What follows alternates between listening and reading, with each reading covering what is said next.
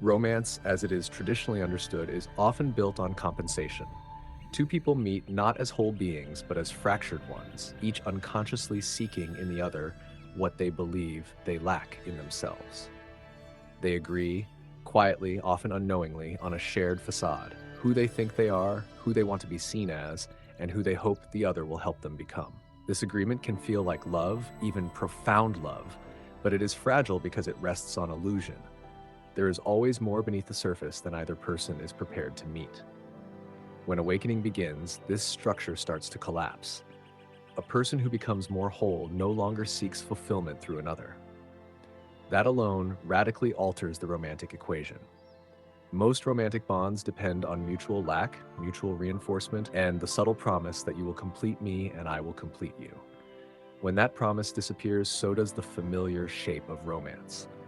This is why awakened or whole individuals often appear romantically unappealing, distant, or even repulsive.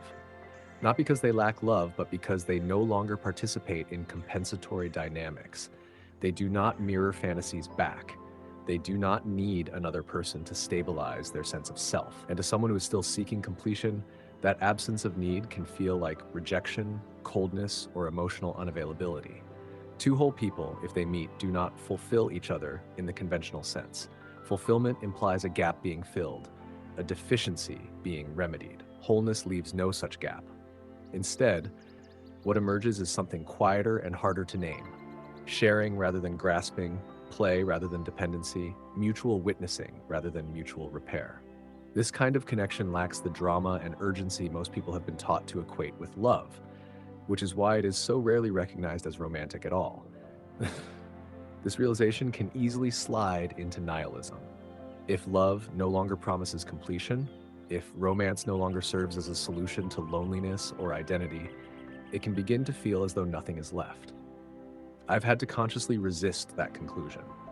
What I return to again and again is a deliberate choice: love without expectation. I do not expect to find love in the way it is commonly portrayed, and I may never find it at all. But that does not make me unloving. In fact, releasing expectation has made me more loving toward myself and toward others. When nothing is required in return, love becomes cleaner. It is no longer a transaction, no longer a strategy, no longer a plea to be seen or saved. It becomes an expression rather than a demand. This is perhaps one of the least discussed aspects of awakening: not the loss of love, but the loss of illusion around it.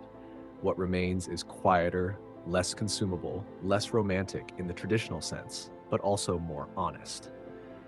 And whether or not romance ever appears again, this does not mean I will cease to love. It means love is no longer something I seek to receive, but something I choose to be.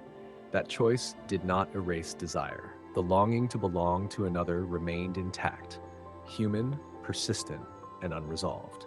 Awakening did not cauterize that ache, it clarified it. What changed was not the presence of desire, but its authority. It was no longer allowed to dictate whether love itself could remain alive. This is where compassion quietly entered as something more than a virtue. It became a place for love to stand when romance could no longer serve as its sole container. Not a substitute for intimacy, not a consolation prize, but a stabilizing ground. Compassion made it possible for love to stay active without needing to collapse into despair or harden into indifference when fulfillment was absent. There is a particular danger after awakening, when old romantic structures fall away, of mistaking clarity for emptiness. When love is no longer fueled by illusion, it can briefly feel as though meaning itself has thinned out. In that space, nihilism waits patiently, offering numbness as honesty. Compassion interrupts that descent, not by arguing against it, but by giving love somewhere else to move. Compassion does not resolve longing, but it prevents longing from curdling. It allows love to circulate rather than stagnate. Where romance asks for arrival, compassion permits continuity. It keeps the heart engaged with the world even when intimacy remains uncertain. In this way, love is no longer postponed until it is returned. It is enacted in the present, moment by moment, without requiring outcome to justify its existence. The desire to belong still gestures toward the future. It still hopes. It still aches. But love is no longer held hostage by that hope. It is no longer suspended between anticipation and disappointment. Love becomes something lived rather than something awaited. This does not diminish romance, it rescues it from impossibility.